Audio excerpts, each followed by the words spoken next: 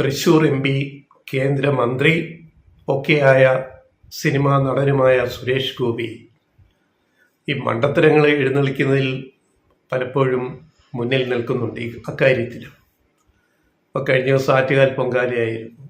അദ്ദേഹം പറഞ്ഞത് 70 മില്യൺ ആൾക്കാർ പങ്കെടുത്തു, പൊങ്കാലയിട്ടു എന്ന് പറഞ്ഞാൽ 7 കോടി. കേരളത്തിലെ ജനസംഖ്യ തന്നെ ആകെ 3.5 കോടിയേ ഉള്ളൂ. അതിൻ്റെ അകത്ത് ഹിന്ദുക്കളുണ്ട്, ക്രിസ്ത്യാനിയുണ്ട്, മുസ്ലിമുണ്ട്, മറ്റു സമുദായക്കാരുണ്ട്, എല്ലാവരും ഉണ്ട്. ഇവരെല്ലാവരും കൂടെ പൊങ്കാലയിട്ടാലും 3.5 കോടിയേ വരുവുള്ളൂ. അപ്പം 7 കോടി 70 മില്യൺ 7 കോടി പേർ പൊങ്കാലയിട്ടും മഹാസംഭവമാണിത് ആറ്റുകാൽ പൊങ്കാല, കുംഭമേളയെ പോലെ എന്നൊക്കെ ഒരു കേന്ദ്ര മന്ത്രി വന്ന് തട്ടിവിടുക. ഒരു മലയാളി കൂടിയായ സുരേഷ് ഗോപി, തൃശ്ശൂർ MP. ഇദ്ദേഹത്തെ ജനങ്ങൾ എന്തിനാണ് തിരഞ്ഞെടുത്തത് എന്ന് മനസ്സിലാകുന്നില്ല. ഒരു അധികാര സ്ഥാനത്തിരിക്കുന്ന ഒരാൾ പറയുന്ന കാര്യങ്ങളിലും കണക്കുകളിലും വിശ്വാസ്യത വേണം, അതിശയോക്തി പാടില്ല. അദ്ദേഹം ഇപ്പോഴും സിനിമയിലെ സൂപ്പർ സ്റ്റാറായിട്ട് ആ ഡയലോഗ് പോലെയാണ് അടിച്ചുവിടുന്നത്. സിനിമ വേറെ, ജീവിതം വേറെ. സിനിമാ നടൻ്റെ റോള് വേറെ, കേന്ദ്ര മന്ത്രിസ്ഥാനം വേറെ, അല്ലെ MP സ്ഥാനം വേറെ.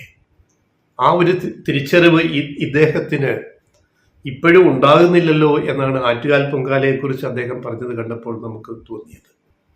ഇനി വീട്ടിലങ്ങ് പൊങ്കാലയിട്ട് എല്ലാവരുടെയും വീട്ടിലിട്ടാലും ഈ 7 കോടി വരുമോ? എന്ത് അസംബന്ധമാണ് ഒരു കേന്ദ്ര മന്ത്രിസ്ഥാനത്തിരിക്കുന്ന ഒരാൾ പടച്ചുവിടുന്നത്. കുംഭമേളയുടെ കാര്യം നമുക്കറിയാമല്ലോ, എത്ര ജീവൻ അവിടെ പൊലിഞ്ഞത്, ഒക്കെ മോക്ഷം കിട്ടി എന്നാണ് പറയുന്നത്. ആയിക്കോട്ടെ, വിശ്വാസം രക്ഷിക്കട്ടെ. പിന്നെ ഞങ്ങൾ മുമ്പൊരു വീഡിയോ ചെയ്തിട്ടുണ്ട്. ഈ ആറ്റുകാൽ പൊങ്കാലയ്ക്ക് പങ്കെടുക്കുന്ന ഏറിയാൽ 2-3 ലക്ഷം പേര് മാത്രമാണ്.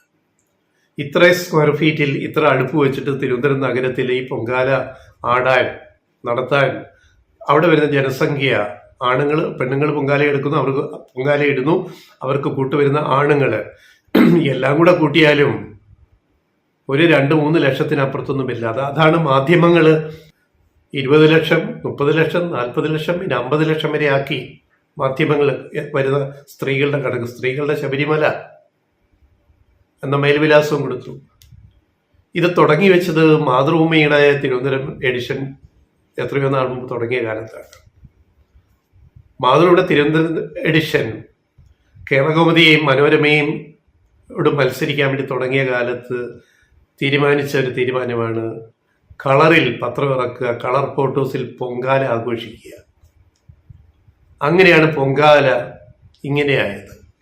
ഇപ്പോഴും 2-3 ലക്ഷം പേർ മാത്രം പങ്കെടുക്കുന്ന ഒരു ചടങ്ങാണ് ആറ്റുകാൽ പൊങ്കാല. അത് മാധ്യമങ്ങൾ 50 ലക്ഷം വരെയാക്കി. ഇപ്പം സുരേഷ് ഗോപി പറഞ്ഞ 7 കോടി, ഇതൊക്കെ ഈ സാമാന്യ ബുദ്ധി നമ്മൾക്ക് മനുഷ്യന് വേണ്ടേ? അപ്പോൾ സത്യസന്ധമായ മാധ്യമ റിപ്പോർട്ടിംഗ് ഇല്ലാത്തതിൻ്റെ ദുരന്തമാണ് നമ്മൾ നേരിട്ടുകൊണ്ടിരിക്കുന്നത്. ഈ ആറ്റുകാൽ പൊങ്കാല എങ്ങനെയാണ് വന്നത്? 1 നൂറ്റാണ്ട് പഴക്കേ ഉള്ളൂ. തമിഴ്നാട്ടിൽ നിന്ന് ഇങ്ങോട്ട് കുടിയേറിയ ശൈവ വെള്ളാളര്, അവിടുത്തെ ചെട്ടിമാർ എന്ന് പറയും. ശൈവ വെള്ളാളര് തിരുവിതാംകൂറിലേക്ക് ചരിത്രത്തിൻ്റെ ഭാഗമായിട്ട്, സാഹചര്യങ്ങളുടെ ഭാഗമായിട്ട്, ഇപ്പം ശബരിമലയിലെ പന്തളം രാജകുടുംബം തമിഴ്നാട്ടിൽ നിന്ന് കുടിയേറി വന്നതുപോലെ ശബരിമല ക്ഷേത്രമായിട്ട് ബന്ധപ്പെട്ടെന്ന് പറഞ്ഞ പോലെ ശൈവ വെള്ളാള സമുദായത്തിൽപ്പെട്ടവർ 1 നൂറ്റാണ്ട് മുമ്പ് വ്യാപകമായിട്ട് തമിഴ്നാട്ടിൽ നിന്ന് നാഞ്ചിനാട് എന്ന് പറഞ്ഞാൽ ഈ തെക്കൻ തമിഴ്നാട്, നമ്മുടെ നാഗർകോവിലും അങ്ങോട്ട് ഉൾപ്പെടുന്ന മധുര വരെയൊക്കെ പോകുന്ന ആ പ്രദേശത്തു നിന്ന് ഇങ്ങോട്ട് കുടിയേറി വന്ന ശൈവ വെള്ളാളരാണ് ഈ അമ്മൻ കോവിലുകൾ തിരുവനന്തപുരത്ത് സ്ഥാപിച്ചത്. അമ്മൻ കോവിൽ തമിഴ് പ്രയോഗമാണിത്. അങ്ങനെ ആറ്റുകാൽ ആദ്യം ഒരു അമ്മൻ കോവിൽ കുടില് കെട്ടി ഉണ്ടാക്കി, ഓലപ്പുര. ആദ്യ ക്ഷേത്രം ആറ്റുകാൽ ഓലപ്പുരയാണ്. അതുപോലെ തിരുവനന്തപുരത്തെ മുക്കിനും മൂലയിലും എല്ലാ അമ്മൻ കോവിലുകൾ ഉണ്ടായി.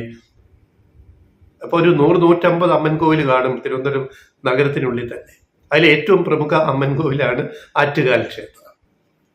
എന്നിട്ട് പിന്നെ അടുത്ത കഥയുണ്ടാക്കി. തിയറി എന്താണ്? മധുര കത്തിച്ച കണ്ണകിയെയാണ് ഇങ്ങോട്ട് വന്നിരിക്കുന്നത്. തമിഴ് പിന്നെ ഈ മിത്തോളജിയിലെ ഒരു വലിയ കഥാപാത്രമാണ് കണ്ണകി, മധുര കത്തിച്ച കണ്ണകി. ആ കണ്ണകിയാണ് അവിടുന്ന് ഇങ്ങോട്ട് ആറ്റുകാലേക്ക് വന്നു. കഥയുണ്ടാക്കാൻ എളുപ്പമാണല്ലോ. ഇപ്പം ശബരിമല അയ്യപ്പൻ ശാസ്താവ് ഹരിഹരപുത്രൻ എന്ന് പറഞ്ഞ ഒരു മിത്തോളജി ഉണ്ടാക്കിയതുപോലെ ഹരിഹരൻ ശിവന്റെയും വിഷ്ണുവിന്റെ രൂപത്തിൽ ഉണ്ടായ, വിഷ്ണു ശിവരൂപത്തിൽ നിന്നുണ്ടായ സന്തതിയാണ് ഈ ആദിവാസി ഗോത്രവർഗത്തിൽ സത്യം പറഞ്ഞ മല അരയ വർഗത്തിൽപ്പെട്ട അയ്യപ്പനെ അങ്ങനെ ഹരിഹരപുത്രനാക്കി. അങ്ങനെയാണല്ലോ ഹരിവരാസനം ഉറക്കുപാട്ട് വരെ ഉണ്ടായത്. എങ്ങനെയാണ് കാര്യങ്ങളെ വളച്ചൊടിച്ച് വിശ്വാസത്തെ രക്ഷിക്കാൻ വേണ്ടി ചെയ്യുന്നത് എന്ന് നമുക്ക് മനസ്സിലാക്കാൻ പറ്റും. അതിന്റെ മറ്റൊരു എക്സാമ്പിളാണ് ആറ്റുകാൽ പൊങ്കാല. അപ്പൊ വെള്ളാളർ വന്നു തുടങ്ങി. പിന്നെ ഇത് നായർ സമുദായത്തിൽപ്പെട്ടവർ കൈയടക്കിയിട്ട് അതിന്റെ ബിസിനസ് സാധ്യതകൾ മനസ്സിലാക്കി. ഇപ്പൊ തിരുവിതാംകൂർ ദേവസ്വം ബോർഡിന്റെ കീഴിൽ നിന്നുള്ള ഒന്നല്ല ആറ്റുകാൽ അമ്പലം. ഇത്രയും ആൾക്കാർ വരുന്ന വരുമാനം ഒരു ട്രസ്റ്റ്, ഒരു നായർ കുടുംബ ട്രസ്റ്റ് അത് കൈയടക്കി. അതിന്റെ പിന്മുറക്കാർ ഇപ്പൊ അതിന്റെ കമ്മിറ്റി അംഗങ്ങളായിട്ട് അത് മുന്നോട്ട് കൊണ്ടുപോകുന്നു. അപ്പൊ പക്ക ബിസിനസ്സാണ്, ഭക്തി എന്ന് പറയുന്ന ബിസിനസ്സാണ് അവിടെ ചെയ്യുന്നത്. ഇതിന്റെ വരുമാനം മുഴുവൻ ആർക്ക് പോകുന്നു? പോയി പൊങ്കാല വെയിലും കൊണ്ട് പൊങ്കാല ഇടുന്ന പെണ്ണുങ്ങൾക്കോ കൂടെ പോകുന്ന ആണുങ്ങൾക്കോ അതിൽ നിന്ന് വല്ലതും കിട്ടുന്നുണ്ടോ? സായുജ്യം കിട്ടുന്നുണ്ടാവും, ആയിക്കോട്ടെ. സിനിമാ നടികൾ മുതൽ VIP മുതൽ പോയി പൊങ്കാല ഇടുകയാണ്. ഇതൊക്കെ ഞങ്ങൾ ലളിതമായ ഭാഷയിൽ പറഞ്ഞ വിഡ്ഢിത്തരം എന്നേ പറയുള്ളൂ. കാരണം യുക്തി ഇല്ലാത്തിടത്താണ് ഭക്തി ഉണ്ടാവുന്നത്. ഭക്തി ഭയഭക്തി ബഹുമാനമാവും. അവിടെയാണ് ദൈവങ്ങളെ പൂജിക്കാൻ പോകുന്നത്. അപ്പൊ യുക്തി ഇല്ലായ്മയാണ് ഭക്തിയുടെ തുടക്കം. ആ ഭക്തി അങ്ങ് മൂത്തു കഴിഞ്ഞാൽ അത് യുക്തിരഹിതമായ ഭക്തി ഒരു ഭ്രാന്തായിട്ട് അങ്ങ് മാറും. ഭക്തി ഭ്രാന്ത്. അതാണിപ്പോൾ നമ്മൾ ആറ്റുകാലൊക്കെ കണ്ടുകൊണ്ടിരിക്കുന്നത്. ഇത് അജ്ഞതയിൽ നിന്നും വരുന്ന ഒരു കാര്യമാണ്. അജ്ഞതയുള്ളിടത്ത് ഭക്തി ഉണ്ടാവും, അവിടെ യുക്തി ഇല്ലാണ്ടാവും. എന്നിട്ട് അതിനെ പൊലിപ്പിക്കാൻ കുറെ മാധ്യമങ്ങൾ, 50 ലക്ഷം പേര് പങ്കെടുത്തു. ഇപ്പൊ സുരേഷ് ഗോപി കേന്ദ്ര സഹമന്ത്രി പറയുന്നു 7 കോടി പേര്. ഇതൊക്കെ കേൾക്കുമ്പോഴേ ഇതെല്ലാം വിശ്വസിക്കുന്ന ഒരു സമൂഹം മലയാളികൾ ഇവിടെ രൂപപ്പെട്ടു വരുന്നു എന്ന് പറയുന്നത് എത്രയോ അപകടകരമാണെന്ന് നമ്മൾ ആലോചിക്കണം. ഇനി ഇവിടെ ഒരു കാര്യം കൂടി പറഞ്ഞിട്ട് ഈ വീഡിയോ അവസാനിപ്പിക്കാം.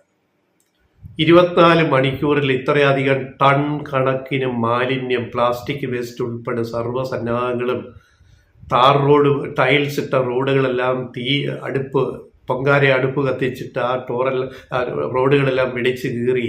പിന്നെ അവിടെ മുഴുവൻ മാലിന്യം നിറച്ചത് 24 മണിക്കൂർ കൊണ്ട് പൊങ്കാല കഴിഞ്ഞ് നേരം വെളുക്കുന്നതിന് മുമ്പ് തന്നെ ഈ തിരുവനന്തപുരം കോർപ്പറേഷനിലെ ജീവനക്കാർ കാണിക്കുന്ന ഒരു അധ്വാനം, അവരുടെ ഒരു കമ്മിറ്റ്മെന്റ്, അവരുടെ ഒരു നഗരം വൃത്തിയാക്കിയെടുക്കാൻ അവർ എടുക്കുന്ന എഫേർട്ട്, അതിന് തിരുവനന്തപുരം കോർപ്പറേഷൻ എത്രയോ വർഷങ്ങളായിട്ട് കൊടുക്കുന്ന നേതൃത്വം, അതിനെ അഭിനന്ദിക്കണ്ടേ? എത്രയോ നാളുകളായിട്ട് തിരുവനന്തപുരം കോർപ്പറേഷൻ ആര് മേയറായിട്ടിരുന്നാലും, ഇപ്പോൾ ആര്യ രാജേന്ദ്രൻ ഇരുന്നാലും, നേരത്തെ VK പ്രശാന്ത് ഇരുന്നാലും, അതിനിപ്പോൾ ശിവൻകുട്ടി ഇരുന്ന കാലത്തും ഒക്കെ ഇടതുപക്ഷമാണല്ലോ കോർപ്പറേഷൻ ഭരിക്കുന്നത് വർഷങ്ങളായിട്ട്.